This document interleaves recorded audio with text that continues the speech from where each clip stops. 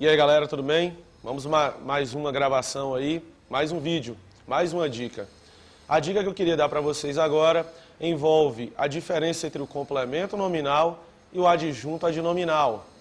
Dois termos que bancas como a Consultec, que elabora os vestibulares das estaduais, adoram colocar de uma maneira bem peculiar.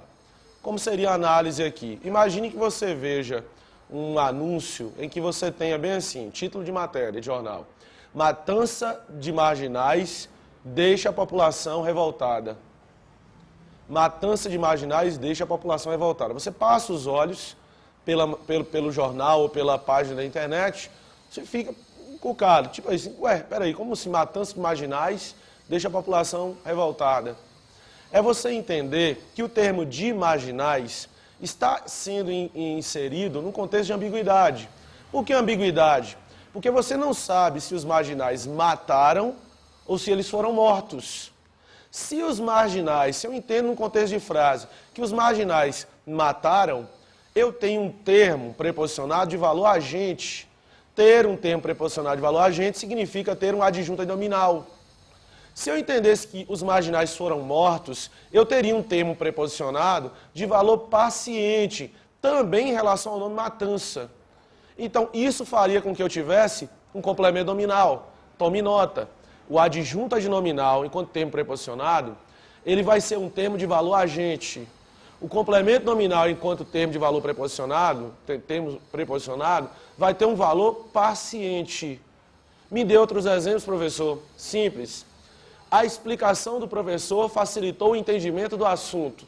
Imaginemos que, numa eventual questão de prova, eu tenha o termo do professor e do assunto destacados. Então, a explicação do professor. Do professor está se referindo à explicação, que é o ato ou ação de explicar. Pelo contexto, você acha que o professor explica ou é explicado? Obviamente que o professor pratica a ação de explicar, não é isso? O professor explica, ele deve explicar. Se ele deve explicar, esse termo preposicionado possui valor agente. Ao possuir valor agente, a prova vai querer que eu analise como adjunto adnominal, porque é isso que o termo do professor será. Diferentemente da sequência da frase, a explicação do professor facilitou o entendimento do assunto. Do assunto é um termo preposicionado se referindo à palavra entendimento, que é o ato ou ação de entender. Pelo contexto, nós diríamos que o assunto deve entender ou ser entendido.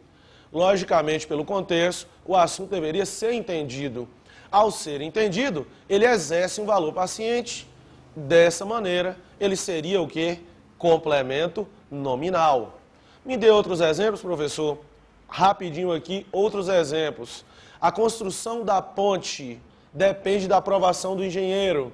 Construção da ponte. Da ponte se refere à palavra construção.